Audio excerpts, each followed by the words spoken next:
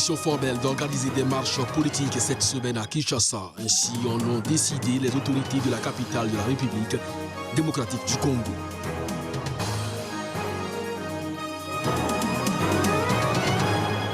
Projet de dialogue proposé par les dirigeants en Algérie. Des partis d'opposition ont posé dimanche des conditions dans la libération des détenus politiques et le départ du système au pouvoir.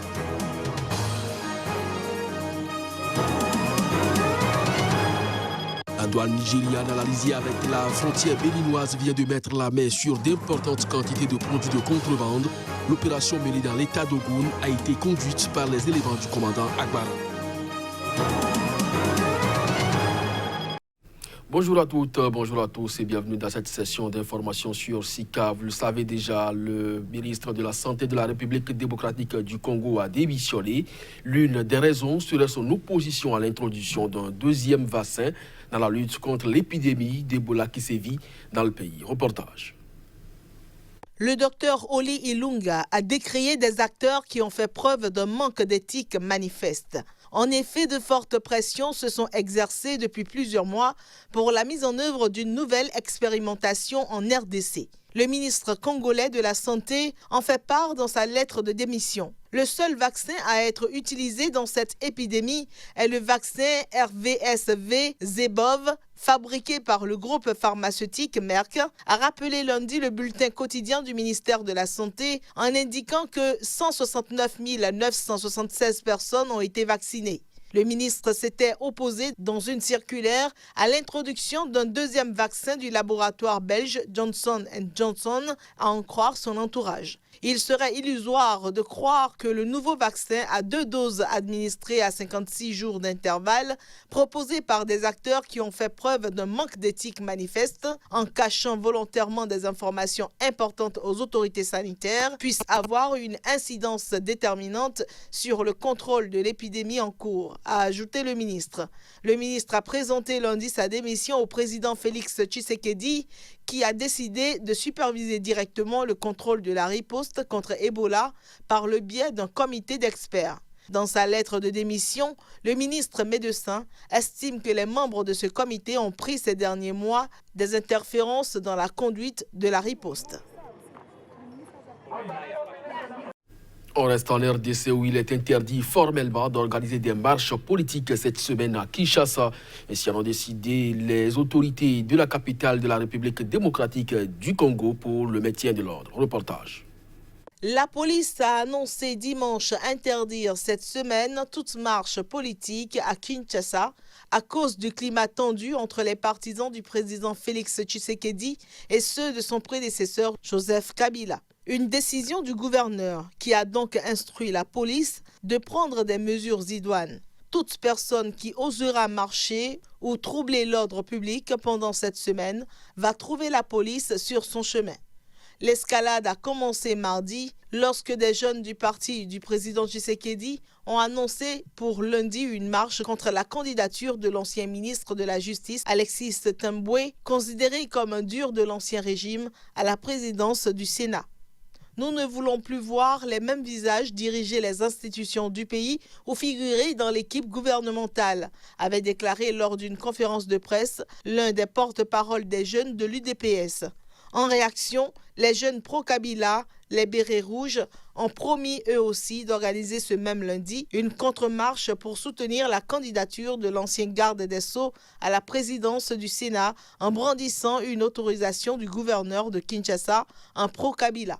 6 mois après l'investiture du président Tshisekedi et plus d'1 mois après la nomination de son premier ministre Ilunga Ilukamba, proposé par l'ancien président Kabila, les négociateurs de Cash et du FCC peinent à se mettre d'accord sur la composition du gouvernement.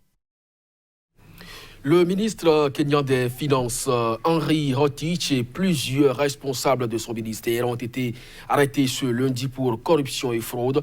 Leur chute est en lien avec un projet de construction de 2 barrages d'une valeur de plusieurs millions de dollars. L'annonce a été faite par la police kenyane. Reportage. Le directeur des poursuites publiques, Nourdine Hadji, avait un peu plus tôt demandé l'arrestation et l'inculpation de Henri Rotich et 27 hauts responsables administratifs pour fraude, abus de pouvoir, irrégularité financière et autres crimes économiques. Rotich ainsi que son plus proche collaborateur administratif et le chef de l'agence gouvernementale de l'environnement se sont présentés d'eux-mêmes peu après à la police. Ils sont en détention et attendent d'être emmenés devant un tribunal, a déclaré le chef de la police kenyane. Nous cherchons les autres et ils iront tous au tribunal, a-t-il ajouté. Selon Hadji, le projet prévoyant la construction de 2 barrages destinés à améliorer l'approvisionnement en eau dans un pays souvent frappé par la sécheresse et à fournir de l'électricité était criblé d'irrégularités dans la conception, l'obtention du marché et le processus de paiement. Il a affirmé que l'attribution du contrat à la firme italienne CMC di Ravenna avait contourné toutes les procédures en place sans tenir compte des difficultés de l'entreprise qui faisait l'objet d'une liquidation judiciaire et n'avait pas achevé 3 autres barrages coûteux. Le contrat prévoyait que le coût total du projet serait de 450 millions de dollars, mais le ministère des Finances avait augmenté ce montant de 164 millions de dollars sans justification adéquate. Quelques 180 millions de dollars avaient déjà été versés sans que la construction des 2 barrages ait commencé. 6 millions de dollars avaient aussi été affectés à la relocalisation des riverains touchés par le projet. Mais aucune preuve n'a été trouvée que des terrains ont effectivement été achetés. Le Kenya a été touché par plusieurs autres scandales de corruption ces dernières années qui ont vu la disparition de plusieurs centaines de millions de dollars d'argent public. La douane nigériane à la lisière avec la frontière béninoise vient de mettre la main sur d'importantes quantités de produits de contrebande. L'opération menée dans l'état de Ogun a été conduite par les éléments du commandant Agbara. Abdoulaye Issa, notre correspondant dans la région, pour plus de précisions. Les éléments de la douane de l'État d'Ogun dans le sud du Nigeria ont mis la main sur une importante quantité de produits de contrebande provenant d'un pays voisin. Cette opération menée de main de maître par les éléments de la Nigerian Customs Service est un signal fort lancé à l'endroit de ceux-là qui encouragent la contrebande.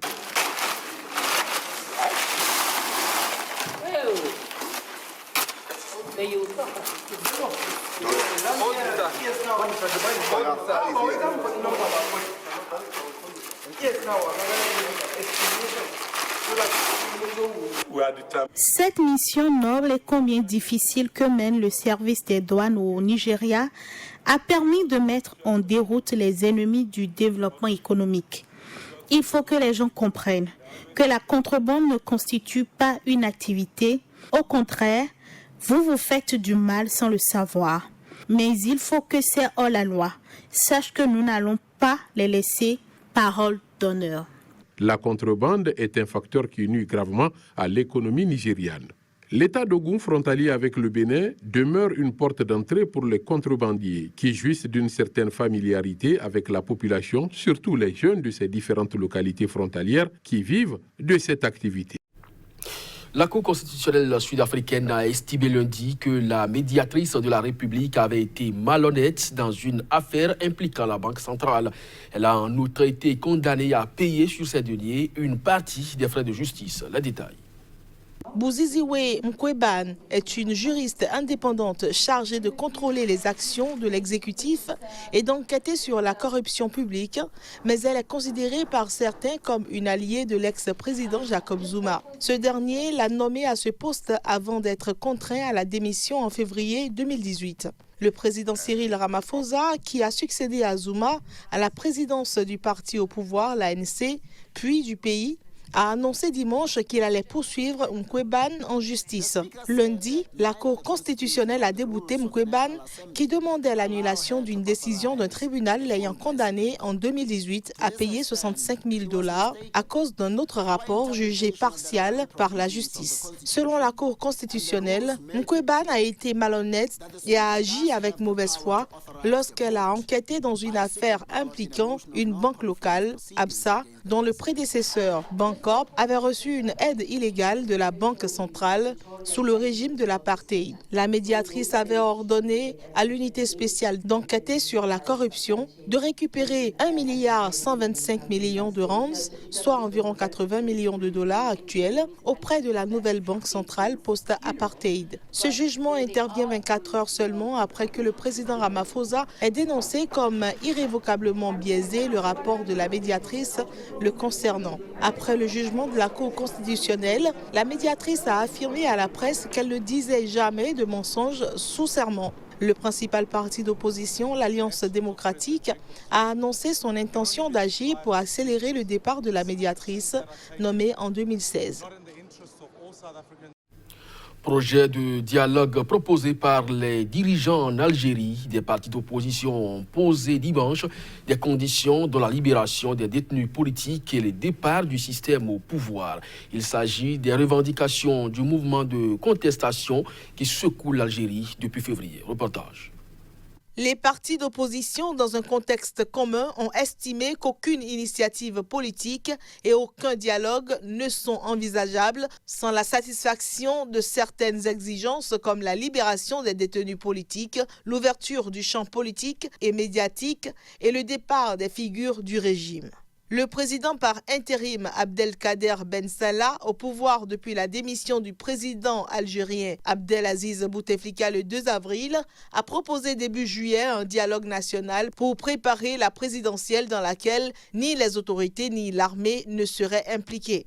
L'opposition et les contestataires qui ont d'abord réclamé le départ de Bouteflika et désormais celui de ses anciens fidèles toujours au pouvoir refusent que des proches de l'ancien président organisent une présidentielle. L'élection convoquée le 4 juillet avait été annulée faute de candidats. Ces partis d'opposition ont établi le 26 juin un pacte politique pour une véritable transition démocratique. Partis d'opposition, société civile et observateurs attendent de voir comment la proposition de dialogue sera concrétisée, car aucun nom n'a été avancé. Mi-juin, une centaine d'organisations de la société civile algérienne avaient appelé à une transition de 6 mois à 1 an maximum, pilotée par une ou des personnalités consensuelles.